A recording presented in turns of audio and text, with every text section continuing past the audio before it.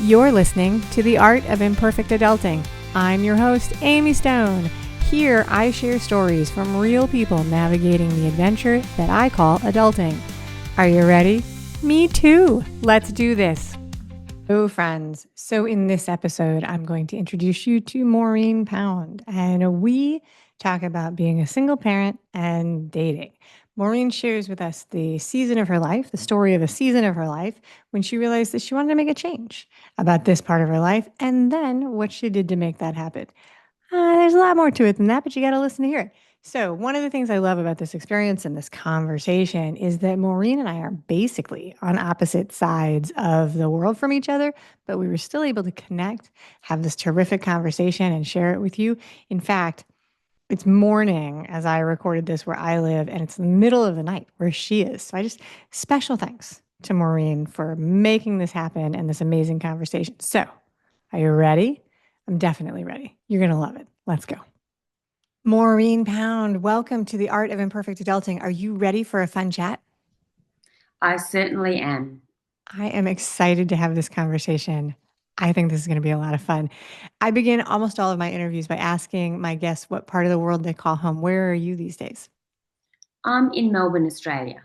I love that. Australia is on my list of places that I hope to travel in my life, but I have not yet been there. And so I love that. It's also a very big time difference between you and me. And so thank you very much for accommodating the difference. It's amazing that you stayed up late. All right. So in a second, we're going to get started on this official interview topic. But first, let me ask you, what is something that you do to take care of yourself that you would describe as self-care that you're willing to share with us? I run marathons. Oh, me too. All right, very good. Actually, they want it over the. I'm about to be an empty nester very soon, and I want to do the Abbott majors that I haven't already run. So I've run New York. I was going to run Chicago, but it got COVIDed, and they just added Sydney as a major, and so that's on my dream list to come and run that marathon. What's your favorite marathon? Gold Coast in Australia. Okay, very nice. I Um, will look that one up.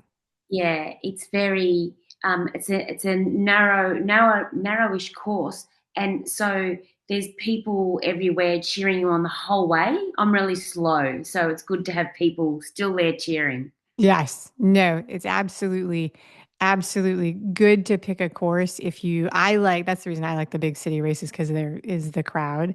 And Mm. I've done races where there was less crowd. I can do it, but if you're out there for the experience and the fun day, it's a great thing to have people.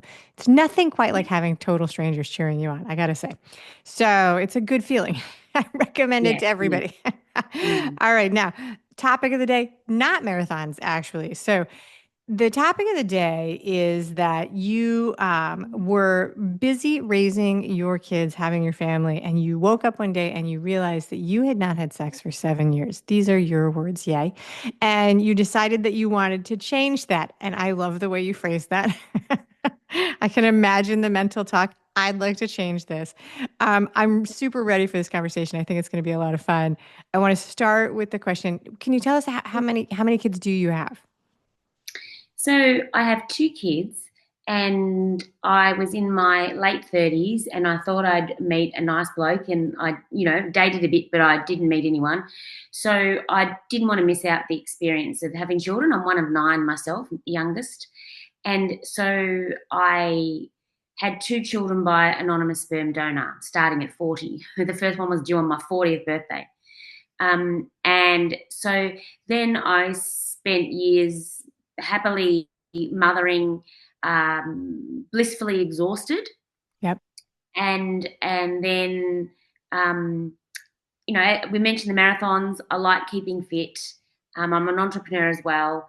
There was a charity event in Thailand where you would cycle 500 kilometers in 5 days with all these Okay. other entrepreneurs. And I did that. And the kids were, quite reasonably young still, but I went without them and did this cycling. And I had guys looking at me again or noticing me. And I'm like, oh, that was the wake up. It was like, oh, this is quite nice. I forgot what this felt like. So, so I declared there and then on that bike ride to the guys that I was going to go home and get laid. Yay! I thought, okay, absolutely. Okay, so that's very good. Cycling in the States is very it's not uncommon that a girl would be there's not as many women who do it in the group. So if you have a big group of cyclists, at least in the United States, you might have 50 to 100 riders that are men. 10 or 15 of them are going to be women, unless it's a women's only cycling event. Is it pretty similar in Thailand and Australia? Yeah, yeah, it generally is, especially for the hardcore cyclists. Yeah. As this was more of a business group, it was mixed. There's still more men than women. Um, yeah, and it was just nice. And I'm not saying they were hitting on me or anything like that. They were nice guys who just flirted and were friendly, and a couple of them noticed me. You know what I mean? Yeah. It's like, I oh, you do. get I that male do. energy. I do. It's you become when you do the shift from not having small children around and then having small children, a lot of attention goes to the kids, in my experience. You can walk into a room, an adult woman with two small children or a stroller, and all the attention is on the kids, and you kind of become invisible. And then if your focus in as a person is also on building the home and making the experience for the kids, all of your priority is outward focused. And then there's not as much focus on you or who's paying attention to you. And then when you notice that somebody's paying attention to you, it can be like, oh, wow, I forgot about that. I forgot about that. Yeah. So let's go back to talking about your intentional family planning, because I think that's a fun conversation to have. So you're one of nine kids. So would you say that you always knew that you wanted to have a family and be a mom? Yes, but my mother was a little bit ahead of her time. So, firstly, she was very Catholic and didn't really intend to have a big family, but that's Yep. just what Catholics do. Right. And so but she had six girls, and I think somewhere, look, she loved her children. She used to joke and say, I never thought I'd mother a nation. But she also wanted us to be well educated and travel the world and have lots of experiences. So a lot of young girls grow up with their mothers going, oh, you need to find a nice man, and you need to focus on that, where she was not. We never talked about that. We did not talk about that. It was the opposite. It was, when are you going to travel, what countries, what are you going to do? And so what happened is I merrily went on my way, traveling the world, studying, joining corporate, starting my business, all sorts of, awesome stuff. And so, and my friends weren't like that. They'd gotten married at, 21 and started families. So when I hit my mid 30s, because I just always wanted children, but I didn't really logically think, okay, well, you need to find a man and you need to settle down and, the steps. I didn't think the steps through. So when I hit the mid 30s, then I'm like, oh, like I need to, that clock is ticking. So then I went madly dating a whole lot of guys, and and some lasted 4 or 6 months or whatever, but wasn't quite right.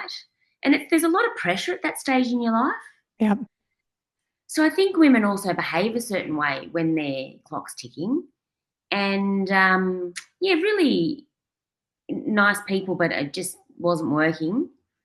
So then I took myself off to South America and had no internet and no phone for a month to just sort of just go, am I really going to do this without a partner? This is a really big step.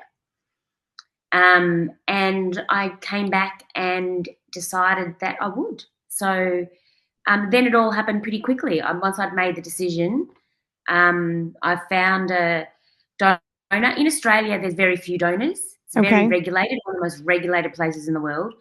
So it's not that stereotypical, oh, they get paid money and they, college students do it. It's not like that. There's very few donors.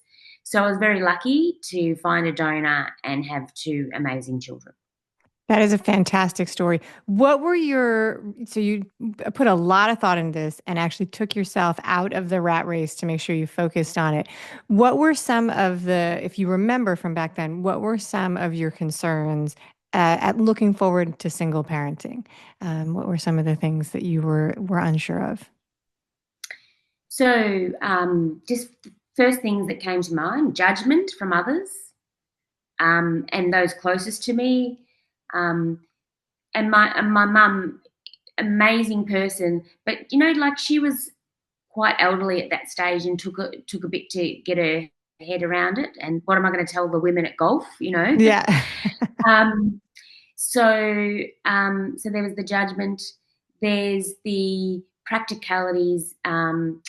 And how is it going to work? How am I going to support them financially?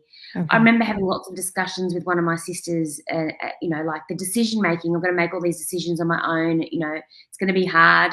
And she just laughed at me and said, I'm happily married, but it's hard making decisions with a partner, let me tell you. I was gonna say, and there's two sides to that, right? Like it's hard making decisions with somebody else. Compromise is really tough, and then there's a lot of people who feel like they are solo within a marriage. So even though you're partnered up because people are overextended and one person is not around as much, then you've got people who are like, I feel like I'm doing it all by myself anyway. Whether or not it's true or just perception, that's up to the family. Don't know. So I appreciate you sharing that with us because that is an interesting thing.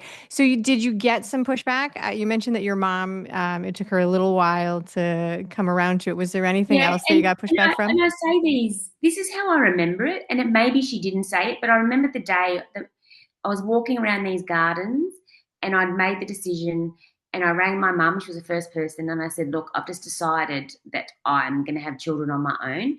And she's like, "Oh, right." And I knew she was like, but she goes, "But what about find a husband or a?" I said, "You never know. I might meet someone after I've had the baby or whatever." And she just goes, "Oh, who'd want you and a little baby?" Thanks, Mom. Yeah, yeah. And it was just her thought process at the time. Yeah. So, and then interestingly, you get pushback from like a really close school friend. And to this day, she doesn't really agree with what I've done, but it doesn't mean that she doesn't still like me or love me or, you know, um, yeah, is not there for me. But there's that.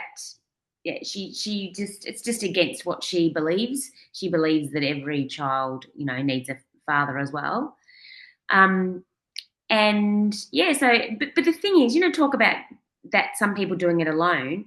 The irony is that when I had the baby, I had two really good friends living with me who stayed for a couple of years, and one of them was my best friend. She's amazing with children, and she was an amazing support person. So you were not alone, is really So what I you're wasn't saying. really You alone. Yeah, no, that is actually spectacular. You worked and created. I think I think that's a really, really helpful point. I'm glad you thought to mention that because we can have this idea of the way a family is supposed to look, like put that in quotation marks. And if we're not careful, we can let that interfere with how happy we allow ourselves to be when life doesn't turn out however that is. And so if you back up and just say, I give myself permission to create the life I want and whatever it looks like, I think that that can really be really being a freeing thing. And so you created your village. You likely had more support than many people who were in a Yeah, more traditional, old fashioned style relationship. yeah. Very And well done, Maureen. the thing is, there's one element that was missing, and again, it's not an exact science, but she always said to me, and she says to me to this day, um, I'll help you on my terms, so you can never expect anything of me. Yeah. And I think that was a really good thing to say. But so she was always good if the baby's crying or whatever. She was magical, like get the baby to sleep and just help out, and really practical support. Like even to this day, so she lived with me for 12 years and moved out when I think my youngest was around 5, and still very very close. And she to this day comes around 2 weeks before Mother's Day, takes the children shopping, Oh, and very they're nice. teenagers now, so that she can organise the presents for me. So, and then my birthday's coming up, so she'll do it again. She'll take them shopping, and organize beautiful gifts for me for my birthday. Like Oh, what an angel. Oh my goodness. That's she is, she fantastic. truly is. That is really fantastic. All right, so very good. So, being a single parent, right, is tough, right? It's one of the most classically tough situations, right? And and even so, you were a single parent, you came to the realization that you were not having sex. The comparison I want to draw here is that this is actually the research is that this is actually pretty common in married couples when you have young kids. I don't know like exactly how old the kids were when this age. In the States, we call this a dead bedroom sometimes. Those are the words that go to that, right? All right. Right. Never So, heard of that one. okay. So yeah, that's a phrase that sometimes a dead bedroom, which, can be there. And, little kids take a lot of energy. Raising little kids take a lot of energy. So there's no judgment when I talk about this. So you're at the cycling event. You realize that this is going on in your life. You know that you want to make a change. You tell the guy, like, I'm going home and changing this. What's the first thing that you decide to do to make this change in your life, to bring more intimacy and sex into your life? Well, just to add to the story, I didn't even just tell the guys. I got on a stage and told everyone.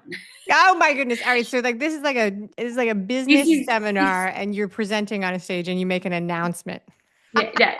So we were all there for different reasons. We're raising money for charity for orphans, and on the last night, you get on stage and you say why you came, and there was one guy had lost 120 pounds, and another person had suffered abuse as a child, and like there's really hard hitting stuff. And so I was the second last person. I'm like, what am I going to say? And so I got up there and said, look, I've been focusing on my children for all these years and I want to focus on myself. And yeah, so I declared to everybody that I was going to get laid. So, in answer to your question, what happened next was a few of the guys came up to me after this and they said, look, like they're in disbelief first. Like, how can someone do that? I was going to Um, say, what was the reaction from some of them that you probably knew yeah, some of the people in the room quite well and some were strangers. and So, some not. Yeah. And then one of them, he was quite practical and he said, you just need to get on a dating app. And I'm like, oh, the last time I was on a dating thing, it was the RSVP and it was very clunky and a long process. He goes, no, jump on Tinder. So he actually got it out. He was really practical. And he goes, this is how you do it. These are my matches. It's pretty straightforward. So I said, okay. And then another one, the guys, he's really fun. He said, hey, Maureen, when you get back, in our group chat, when you get the deed done, just put a tick. the That's little all. check mark. Put a little check mark. So then I'm like, oh my gosh, like, he goes, you're a high achiever. Come on, you can do it. I'm like, okay. So that was then, okay, I've declared it. I've got practical tips of how to do it. I got back. I was feeling really good. Got my hair cut and got my hair done. And I'm like, okay, well, I'll just take a selfie. And I just took one photo. I put it on the app, put a few lines for my bio. And also because I hadn't been on these apps before, I didn't know if I'd get any matches. Yeah. Am I going to be rejected? Like, there was all that sort of stuff. And so, for such a confident person, I felt very vulnerable in the beginning. I think that makes sense, actually. I think that's really common. I have a very funny, I don't know if it's Bumble or Tinder.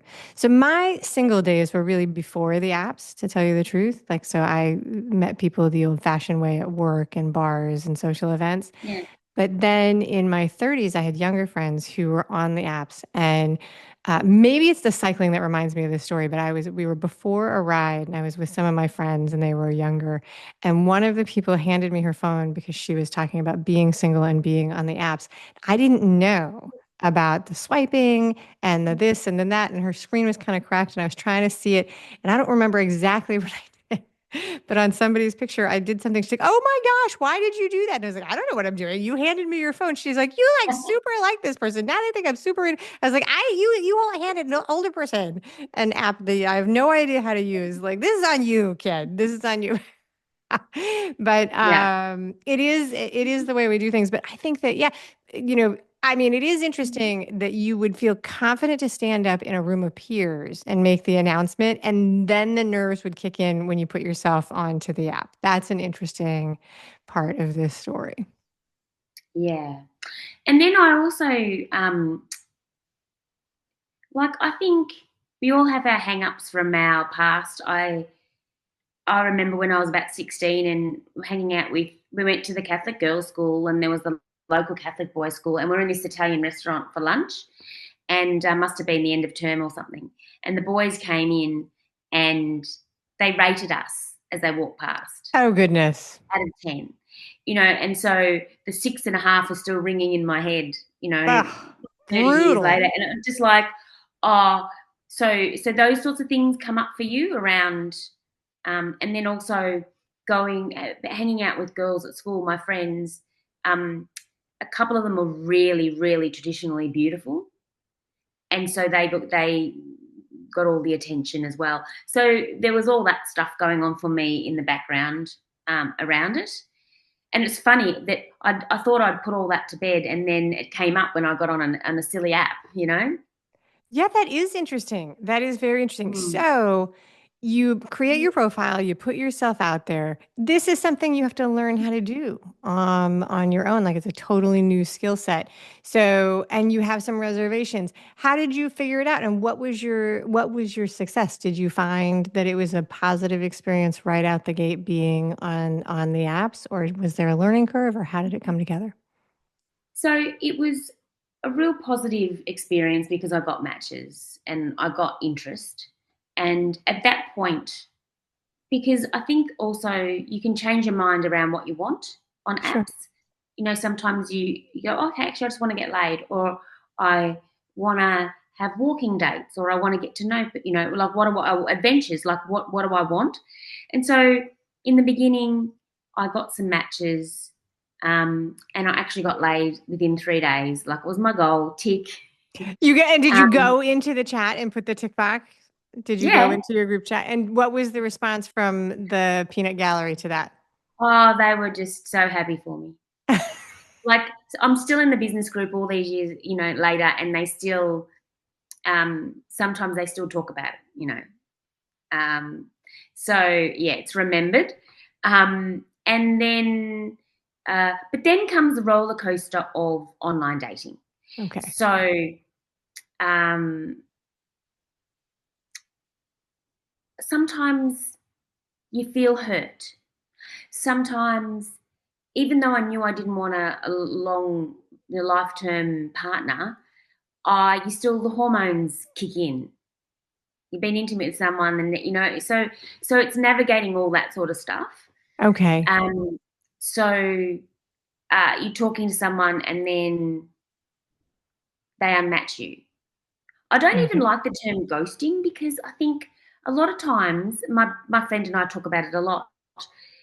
If you really have ownership of your own behaviour, you might not have, might have sent you a few messages and then you haven't answered them for days, and then they unmatch you and you go, oh my goodness, oh, he unmatched me, how dare he. And Yep. so you've got to own your own behaviour as well. And then also the other thing I noticed is when you're feeling really powerful and happy and like nothing phases you, and you get on the apps and, and you behave a certain way. And when you're feeling a bit down or needy, then you behave a certain way yesterday, as Sure. well. Like even yesterday, my friend, she was just going crazy. This guy had messaged her for 2 days, and she wrote him, how dare you disrespect me and whatever. I was just like, you're overreacting a little bit. And she's like, well, I've never left it 2 days with him. And I said, you have, you've told me. Sure. And she's like, oh, okay.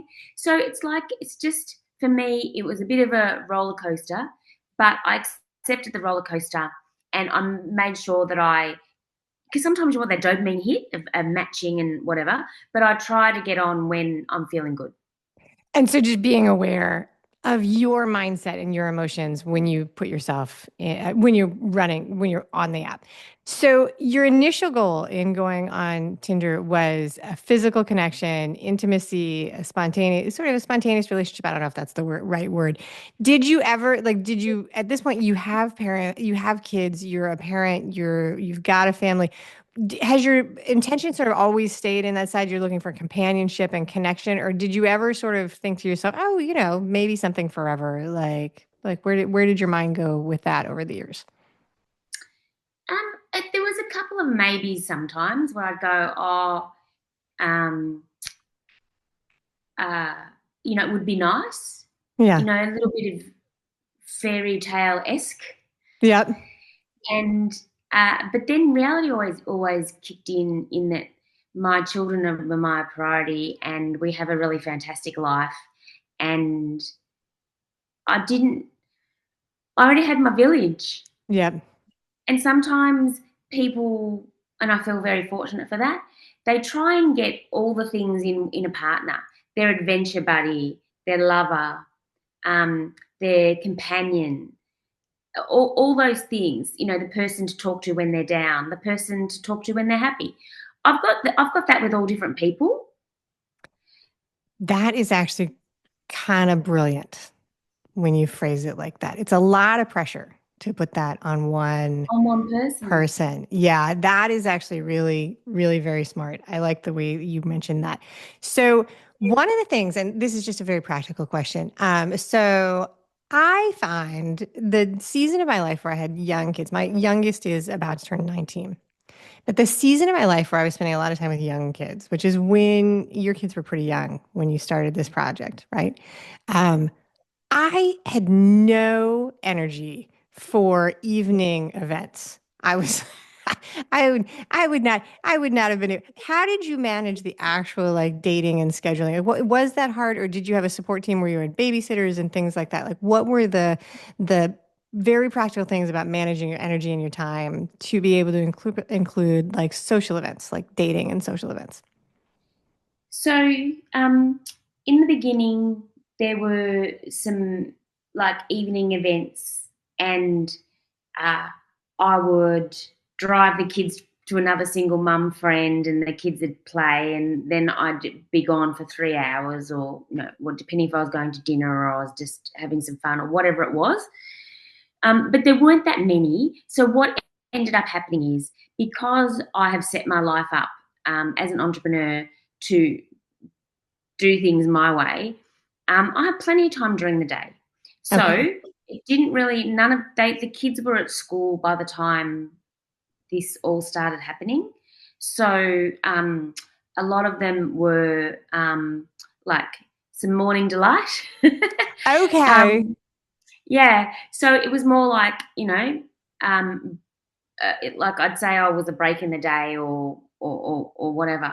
And so yeah, so I did it that way. And even my walking dates, I try to incorporate them into things that I already did. So if I'm going to go for a walk anyway, well, I'll have a walking date. That is okay. That is brilliant. Because okay, so when I had young kids, there was this commercial on by Mastercard. It was this whole thing about this very romanticized couple, and they go to the opera and they have date night, right? And there's all that pressure when you're in a relationship, like it's like date night, and I found it very frustrating. Like, because if I went out late and had dinner and the opera and all these things, first of all, I found that the opera was very good for nap time for me. I know many people love opera and I think that it's beautiful, but I was sleep deprived. I had all these small children. And then it was like a losing proposition for me because I was exhausted the next day. And so, I was like, I don't want to go out until 1 in the morning. And when my kids wake up at 5 in the morning, like I want to be Yeah. in bed at 8:05 because then when, like you say, like it was like the priority is the family and being able to enjoy the experience and those kind of things. So I love the idea of really structuring it into the schedule that works for your current life, which in this case was walking dates and daytime dates. And I think that that's spectacular. Okay, so you've mentioned that you were an entrepreneur. Part of this story is that you eventually, at some point, become a person who helps others manage and set up their dating profiles. I think that's how this goes. What was your? Is that like? Am I right about that, or am I wrong? So so what happened was, when I went on this journey, I love interaction and communication. It's always been my jam. And so I started noticing patterns in guys and how they communicated. And sometimes I'd just go, they'd be a bit frustrated or whatever. And I go, can I give you a tip? Or, and I became friends with some of them. And so I'd give them some tips and they go, oh my God, that's brilliant. Thank you so much. Or another guy, I said, that was amazing the way you streamlined, got me off that app. It was beautiful. And so tell me a formula. Okay. And he'd go, right, this is what I do. And he wrote it out for me. Like it was just as, and it might sound negative, but it wasn't. It was just clever and practical. And so I was just fascinated by all of this and how some people were so successful with dating apps and some weren't. And that the more guys I spoke to, the more I realized that they were after one thing, and the one thing is a relationship. Guys don't want to be alone forever. So even if they want to play around for a while, they eventually want a partner. So there's all this stuff that I'm like, oh my goodness, like I really want to share what I've learnt. And I also want to focus on men and help men. Okay. So I decided, I went to so I have a writing background, and I went to a book writing workshop just to get energy and hang around with authors. And we're in this room, there was about 14 of us, I think 12 women and 2 men, and you were pitching your ideas. And I'm like, okay, I could write a book about, giving up drinking 22 years ago and how it changed my life. I could write a book about, having anonymous sperm donor children. I could write a book about, dating for men, how to get laid on Tinder for men. And all the women are going, oh, we love the one about no drinking. We love the one about, having children on your own. And then there's 2 blokes at the back of the room and like, go, excuse me, the Tinder one, the dating for men one. And so I'm like, oh, this is really interesting. They were really quiet the whole day, but they had to have a say, like that was a good idea. So I decided to write the book, and it was really hard and it took a long, long time. But I feel also that sometimes as women, we tell men what we don't want and what they do wrong, and we get annoyed with them, but we forget to tell them exactly what we do want. Sure.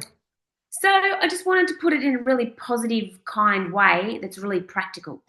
So that's what I did. So, in the book and the domain that you have is getting laid on Tinder, How to get laid on Tinder, which is maybe the greatest title and domain that I've ever heard. How to get laid on Tinder. I absolutely love it. So there's so this is a very provocative topic and a very in your face title. Not surprising for you, since this journey starts with you standing up in front of a room of peers and saying, this is my project. And so this is clearly a piece of your personality. So the book is written for men or for women and men. So it's a book that's written for men, how to get laid on Tinder. Writing a book we write books so that other people can see them. Tell me a little bit about the feedback in the beginning of the process when you're like, so you get this initial positive feedback from the 2 guys in the back of the room. As you begin to tell people that you're writing a book called How to Get Laid on Tinder, what's the reaction you get from the title and the concept, and how are people responding to it? Do you tell your priest? So, Like, you go to church and let him know? I did a lot. And then I got on more stages, of course, in my business group. And this time there were hundreds of people and I shared. So, like the ultra conservative people, like, they just, like that. I got this reaction from some women, but I want to be careful about it because I think we tend to hold on to the negative reactions, even though it's predominantly positive. But I did have people say, as if men don't know how to get laid on Tinder. And what about women? The what about us? The what about us? So I got a little bit of that. And I just joke and said, if I wrote and called the book How to Communicate with Women, it would not sell as well as it's selling now, let me tell you. Yeah. So, and it is a lot of it. Sure, there's, sexy bits in there. There's, stuff on, sexting and blowjobs and whatever. but it's all around communication around those things. Okay. So uh, yeah, so the reaction was mainly positive. It's like, oh, a bit of shock, and just a little bit of, I think, women presuming that by saying that I'm helping men get laid, that they're going to treat women badly or something. Okay. The connotation, like the inference. Connotation, Yep. right? Yep. Which I get, but I sort of wanted to own it. And then I did put it out. I remember putting it out the day I put it out on a Facebook post, and there was some pretty disparaging comments as well. Like, it's pretty full on. Okay. Um, yeah. And then there's my family who just don't talk about it. They just put their blinders on and they're like, we're not going to have the conversation about your book today, Maureen. Okay. I love that. All right, that's very because that when we put something out there, it's so that other people can see it. But when you create something that is intentionally provocative for people to respond, you are going to get all the things. And I think that I've read about it a lot that you can get 100 positive feedback things, for anything you do, whether it's a speech or a book or an essay, and then you get the one negative comment. And for some reason, that's the one that sticks. That's the one that we hear most of all. And so I think that is a good thing for you to point that out. It's like, be careful that I don't want to just all put up things on the negative comments. What's the, Um, Sorry, just on it though, just because then we did a podcast. We've got a podcast on it, and I happen to know that a lot of the listeners are women. So okay, even though and what's the I'm age aiming it to range? Do men, you know the age range of people who you're talking to about? older, Older. older, So you skew older. yeah. So this is for older people who are on. When we say older, what sort of give me an estimate of how old So you're talking about? definitely over 35, but Over mainly, 35. Okay. yeah, mainly men. There's this pocket of men, a little bit like me, who've come out of long-term relationships, and like I met my partner at college or in a bar, or I Yes. don't know how to, and they're very practical, and they're just like, just give me the book. Like, I don't even want to read the whole thing. I'll read the sections I need. Thank you very much.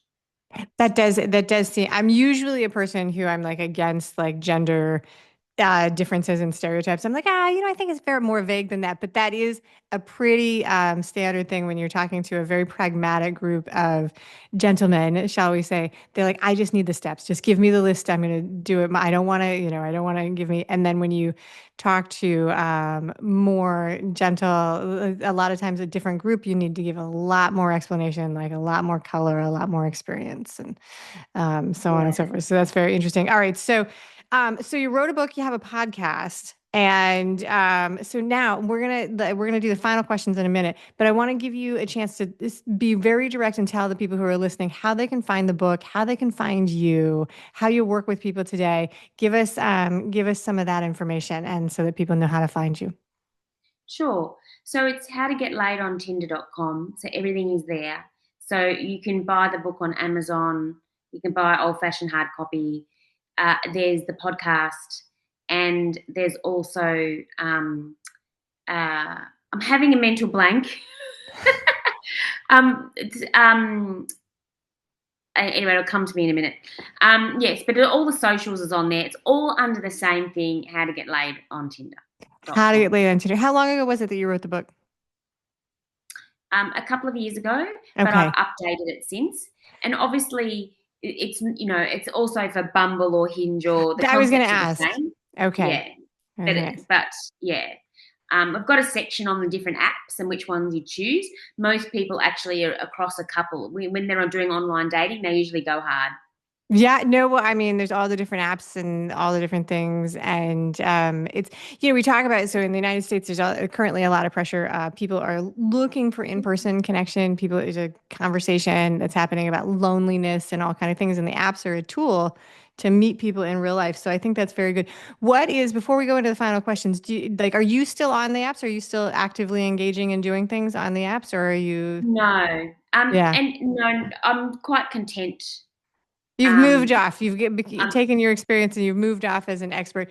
What is what? And this might be a terrible question. You may not have an answer, but what do you have like because it's a high volume of experience. Do you have like a sort of mental list of like sort of crazy encounters you've had? I don't mean crazy isn't scary. I mean crazy is sort of entertaining, entertaining interactions with people via the app or unexpected conversations, surprises that have happened as you've gone through these things. Oh, so many. And um,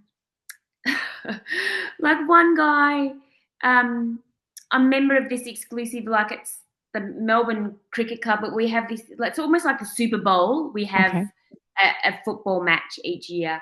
And he remembered I was a member, and he's like, years later, writing to me, seeing if I can get him tickets, and like just weird and wonderful things. I can't, like, there's situations like that, but a lot of it was just quite normal. Okay. I think that that's reassuring for people who might be considering it. There's a couple of things I think that might be reassuring that you're talking about people who are in sort of a second, an older group that would be in establishing a relationship and the reaffirming that people are quite normal because I think that there's a connotation of it being sort of crazy and unpleasant. All right. Yeah, and So, it's, the Tinder swindler, all that stuff. Oh, there's so many fake profiles, and there are. If it's too good to be true, it's too good to be true. If this, yes. Oh, so yeah, what was that? Okay. So there was a documentary last year, a couple of years ago about, the dating site for a for a fair. Madison Reed. yeah, Ashley Madison. Ashley Madison. Madison Reed, I think, is a hair color. um, so Ashley Madison. So the documentary was wildly entertaining. I don't know if you watched it. It was Yeah, I really did watch it. very, Yeah, yeah, really, really entertaining. And one of the things that they said about that is that there was a possibility that many of the profiles on the platform may not have been legitimate. And I don't know. It was an entertaining show. That's all I know. All right, Maureen, are you yep, ready for the fun final questions? yes. Let's do it. All right. What is something that people, not a specific person or anything like that, but just people in general, what is something that people in general can do that bugs you a little bit or grates on your nerves?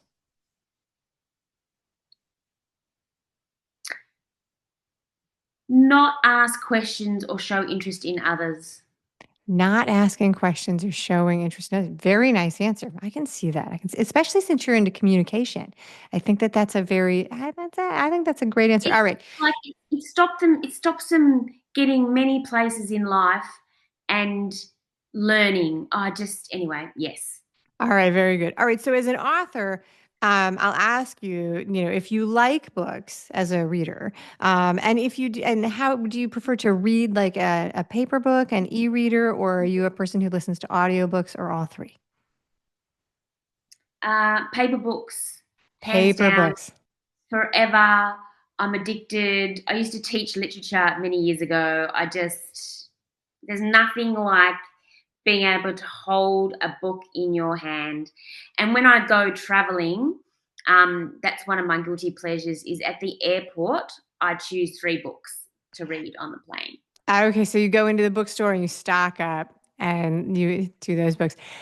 That's it. That's pretty phenomenal. That's wonderful. That's a really good idea. All right. So if I came to visit you, and I said I want to take you to lunch or dinner at your very favorite local restaurant, where would we go? I live 2 kilometers from the city, so it's restaurant central. So what we would do is I would take you walking along the streets, and then you would go via the vibe, whatever was feeling was inviting you in, and we'd go in there. So spontaneous. Oh my gosh, that's so fun. That is such a fun answer. That's it, Maureen Pound. Thank you so much for being a wonderful guest today on the show.